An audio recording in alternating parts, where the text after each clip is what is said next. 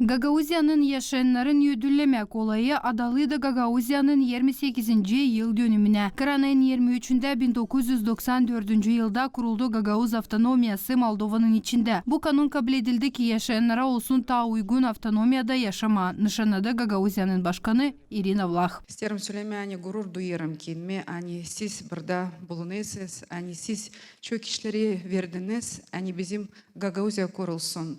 Ben bilirim siz hepsiniz çok çalıştınız, çok işleri yaptınız. Her bir orada bizim Gagauzya ileride olsun. O zor bir iş ama biz gideriz ileri her gün çok işleri yaparız. 28 yıl o değil uzun zaman ama değişilmekler İslah tarafa belli. Çizgilede Gagauzya Halk Topluluğu başı Dmitri Konstantinov.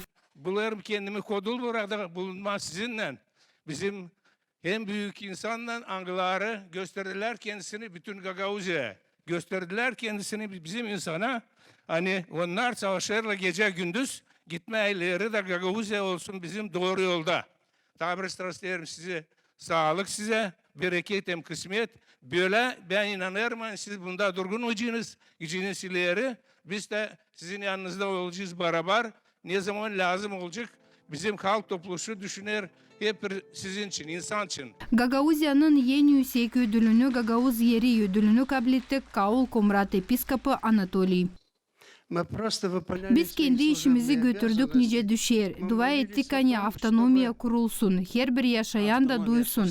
Şimdi ta kolay yaşama. Olsun usulluk canlarınızda, ailelerinizde, yaşamak yerlerinizde hem devlette.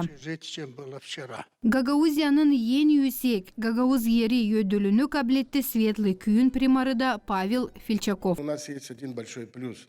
Благодаря той автономии и той законодательной базы, которая сегодня есть, и которая позволяет нам решать многие серьезные социальные вопросы.